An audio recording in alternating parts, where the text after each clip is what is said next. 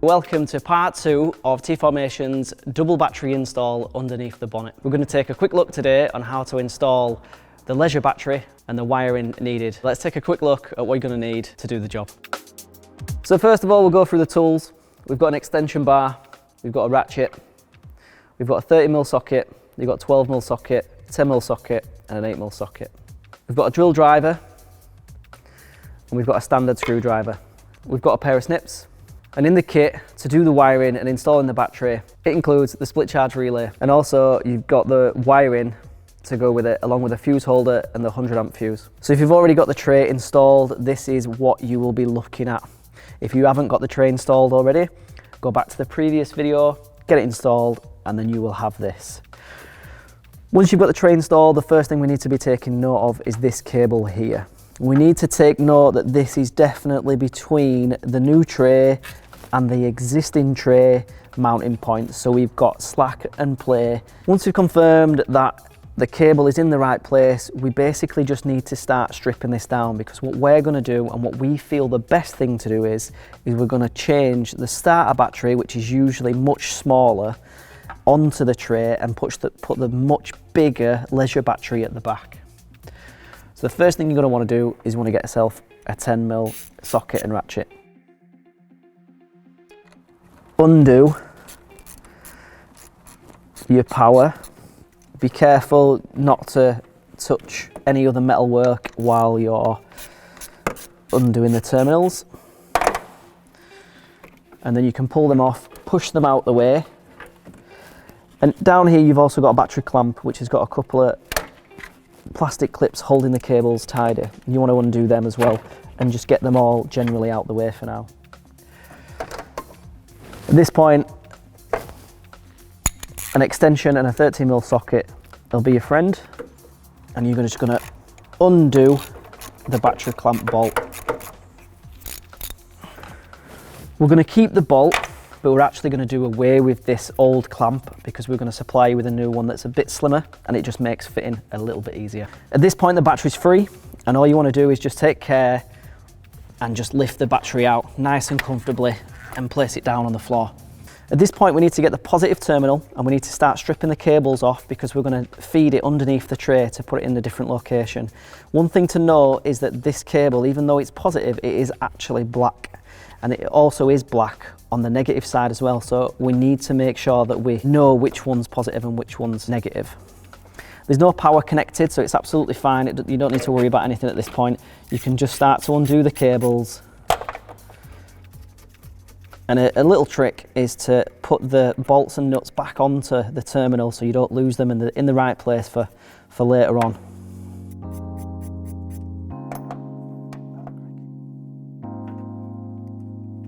Right, so for now you've got a couple of red cables. You just want to place them out the way for now because we will be using them later.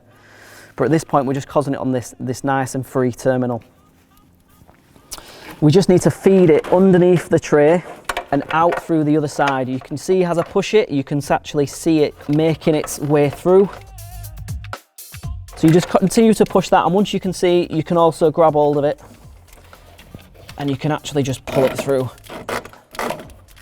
And just pull it up, and you basically just want that tidily out the way for now, and we'll just rest it.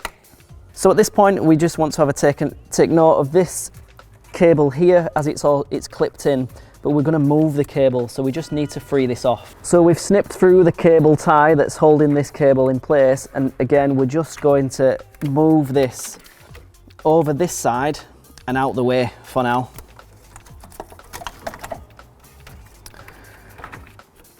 So at this point we've got the original battery position nice and free of cables, and what we're going to do is we're just going to place the leisure battery into that spot. Alright, we need to be careful. The leisure batteries are quite big and they're very heavy, so if you do need assistance, get some assistance. We're just going to put it in place and we're going to wiggle it around a little bit until we find that it's in the right spot. In the kit, you're going to have two of these. One's for the new battery plate, and we're going to also use this on the original battery position because it's just a little bit slimmer And it's also going to make a lot more sense with the 1.9 and the 2.5.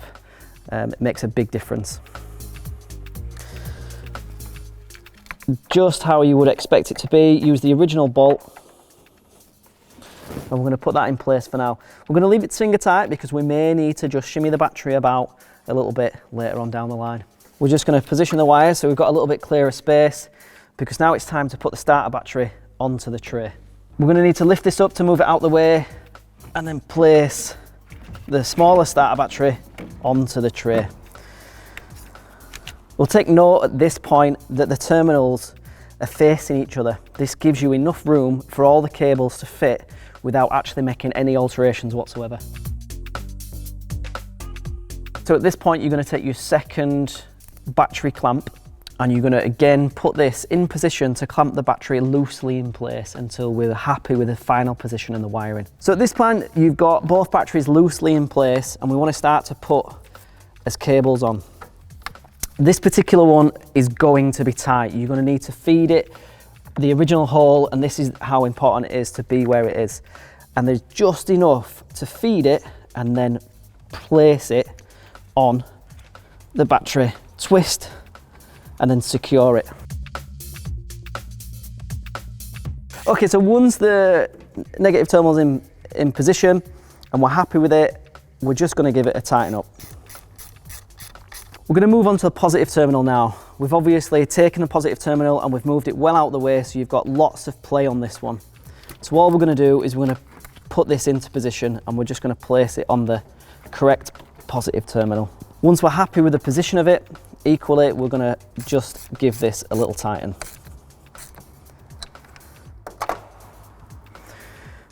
We took two red cables off before and we've already moved them over this side to give easier access. We're just going to reattach these at this point. So the first one is very easy and we're just going to put that back on the same mounting point we took it off.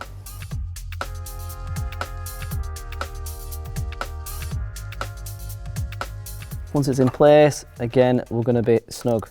Now we're connected to the battery, it's wise just to take note that we're not going to touch anything other than the terminal itself, certainly nothing metal. With the second red cable that we took off earlier, you can see that it's not quite long enough. So we're going to need to transfer this over to this side. So we need to start by taking this fuse box out of its position. So to remove the fuse box, we're going to need a Phillips screwdriver, and there's two Phillips screws. Remove the first one, and then the second one, they're just in both corners, there's only two.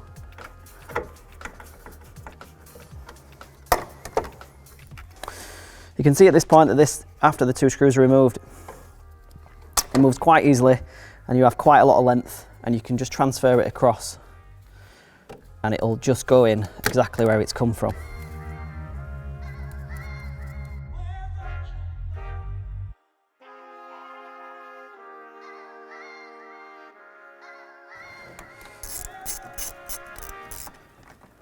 At this point, this is pretty much the battery changeover done. We just need to wire up the split charge relay. All I'm going to do is I'm going to tuck away the cables and I'm just going to make them a little bit neater and get them out of the way for the next stage. At this point, we're going to install the split charge relay. The thing that we've already done is we've pre-cut the holes where we're going to run the cables. We're going to show you in that anyway. So we're going to pop the back off and we're going to pull out the neutral or the ground cable, and you can see that these are clear identified and it's written on starter battery positive, second battery positive. In the kit you're going to already get some pre-cut cables and already crimped ends, so it's going to be very simple for you to do. The first thing we need to do is take the backing plate itself and we're going to fix the back plate, because you'll notice that there's two holes that go all the way through the relay and the plate, so that leaves us two holes on the backing plate to secure that in place first. So we're going to take the backing plate and two self-drilling screws and we're going to place it on the edge of the bulkhead on top of the insulation, and we're going to do the top right corner first. We're going to get his drill, we're going to apply a bit of light pressure and we're just going to get that screw started in there. And then we're going to go for the bottom left hole and do exactly the same. At this point, we're going to take 2 more self-driving screws and a fuse holder. We're going to position this on the metalwork just at the side of where the relay is going to go. So same again, we're going to apply a little bit of light pressure and fix it in place. That's number 1, and then the second one in the bottom. From the kit, we're going to take the large 60mm red cables and we're going to start to put these in place. The easiest one is process by elimination. So we're going to take the largest one, and this one fits on top of the fuse holder. So we're going to place it over the top of the air filter housing. We're going to just place that out of the way for now. And then we're going to connect this to the fuse holder.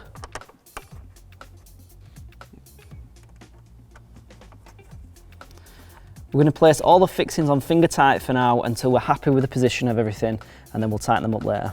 The next one's the shortest one, and this one's going to go from a fuse holder to the split charge relay. So we can just place this one on the bottom of the fuse holder for now.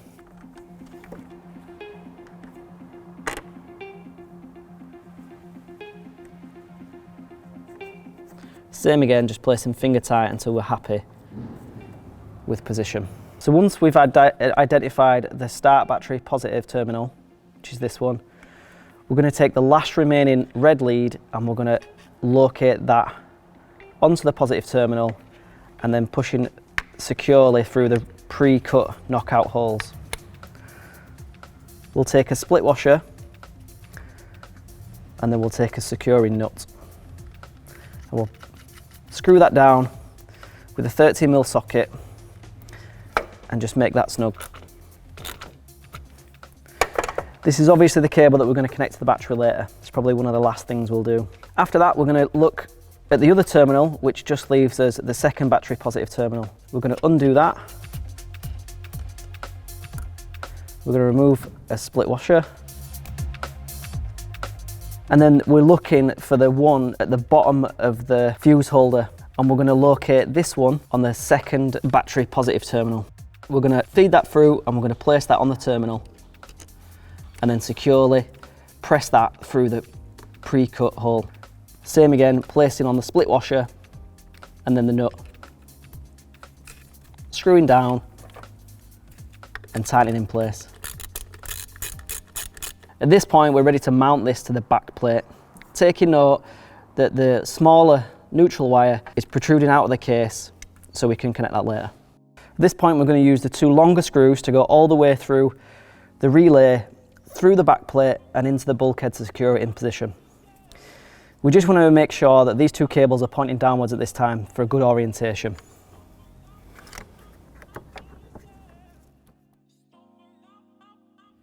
This just snugs onto the back of the back plate. We'll get a screw and a driver, and as always, we're going to apply a moderate pressure until it goes through and secures into the bulkhead. Just checking alignment on the plate as we go.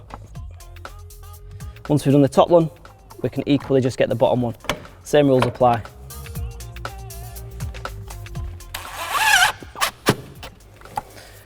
And that's nice and secure in place. So at this point, we're going to put the new battery terminals on the leisure battery. It doesn't really matter which way around they go on this particular one because you can put each one on each terminal, but usually they do say they have an N for neutral and they have a P for positive. They do have an orientation though, which way up they go. So make sure that all the signs are facing you at all times. We're just going to put them on finger tight for now because we're going to need to change the orientation as we go. Okay, so the last cable in the kit is the black grounding lead. And all we need to do at this point is we're just going to connect the 2 batteries together, ground to ground. Please make sure that you make the right connections following the signs on the batteries at all times.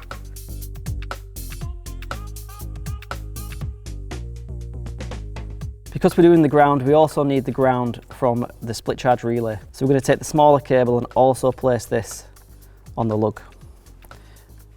We're going to put the nut on and just make sure that that's tight and secure. We're then just going to transfer the other side of the lead onto the starter battery using any of the terminals that are easily accessible.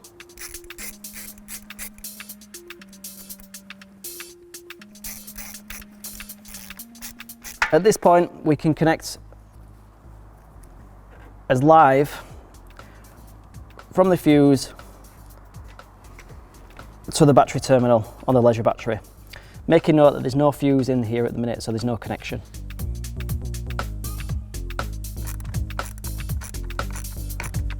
Making sure the connections are nice and snug, not loose, but at all times, don't be touching any other metallic surfaces while you're doing this. So the last remaining cable that's coming out of the split charge relay is going to be connected to the starter battery. We're just going to use one of the starter battery bolts. We're going to undo it. And we're going to place it in.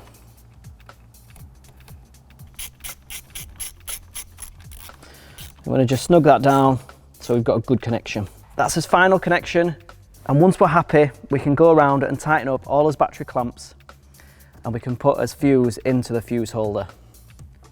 Putting the fuse in the fuse holder is an 8mm socket, and it's a 100 amp blade fuse. Because the nuts have been less finger tight and you've got a little bit of space, you can slide this under the nuts. Once it's in line and you're happy with the position, you can use your 8mm socket just to gently snug everything up. Just checking the alignment as we go.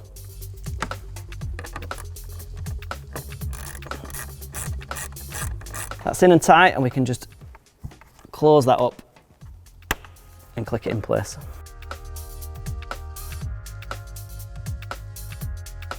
That brings us to the end of part 2 of the leisure battery install. You can see how in just under an hour you can have a second battery put on the tray and wired in, ready to go.